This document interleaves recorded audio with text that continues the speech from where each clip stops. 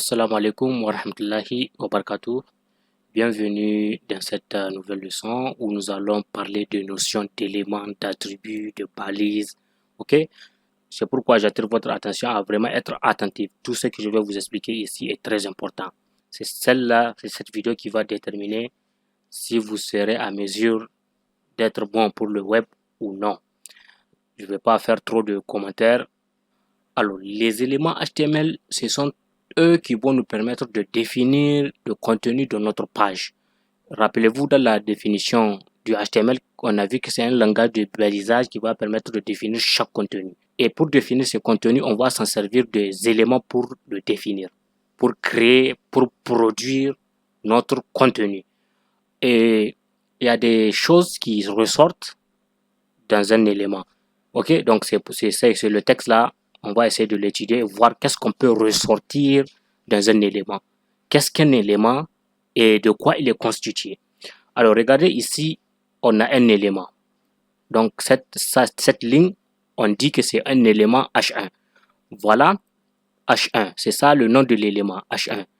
Et il est constitué d'une balise ouvrante. Regardez ici, voilà la balise ouvrante et voilà la balise fermante. Ok? Et d'un contenu, il est constitué également d'un contenu.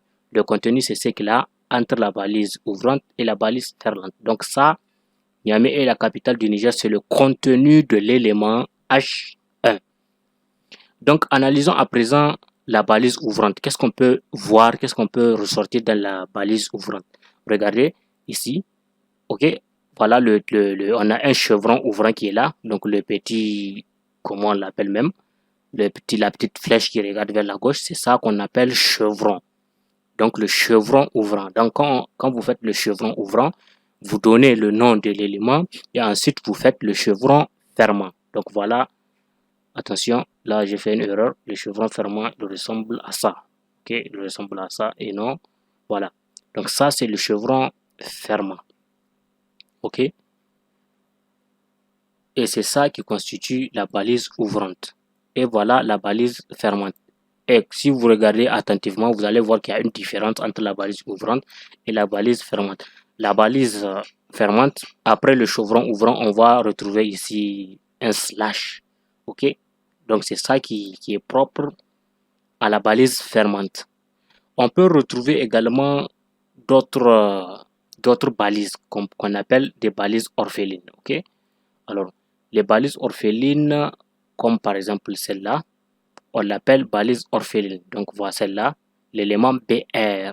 Donc il va nous servir de ça là, c'est un élément qui va nous permettre de revenir à la ligne. Comme vous voyez BR dans un contenu HTML, c'est qu'on veut revenir à la ligne.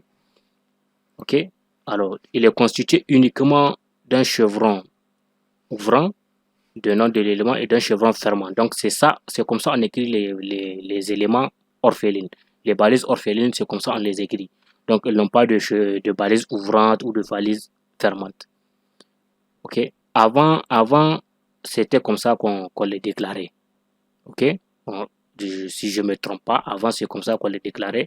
Mais avec la venue de HTML5, avec l'évolution du HTML, donc ils ont décidé de laisser ça ainsi. Donc, toutes les balises orphelines sont comme ça. Et maintenant, parlons de l'attribut. Un élément HTML peut être constitué d'un attribut. Il peut avoir un attribut, ok? Donc voilà, l'attribut d'un élément, c'est ça qui va venir rentrer dans la balise ouvrante. Donc on déclare toujours l'attribut d'un élément dans la balise ouvrante. Si c'est une balise orpheline, déjà on n'a pas comment dire, on n'a pas la balise fermante, donc pas le choix, on doit la mettre dans la balise ouvrante. À quoi sert l'attribut d'un élément? L'attribut ici, il va permettre de donner une information supplémentaire à notre élément HTML. Ok? Il va le définir en profondeur. Donc c'est ça l'attribut d'un élément.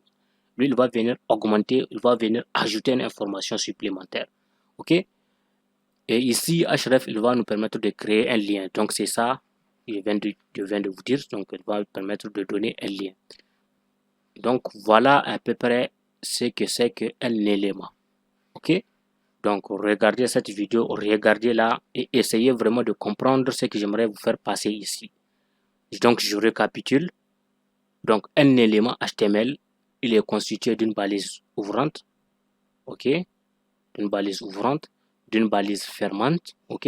Et quand vous essayez d'analyser la balise ouvrante, vous allez constater que on a un chevron ouvrant, le nom de l'élément et un chevron fermant. Et la balise fermante, elle a un chevron ouvrant, un slash, et ensuite le nom de l'élément et enfin le chevron fermant.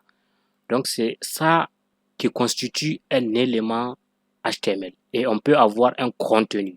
Donc un élément, il peut avoir un contenu. Donc le contenu, c'est ce qu'il y a entre la balise ouvrante et la balise fermante. On a aussi des balises qu'on nomme balises orphelines. Eux, ils n'ont pas de balise fermante. C'est comme ça elles sont. Ok? Donc voilà. C'est tout pour cette leçon. Donc je vous donne rendez-vous de la prochaine où nous allons essayer de créer notre premier fichier HTML. Assalamu alaikum wa rahmatullahi wa barakatuh.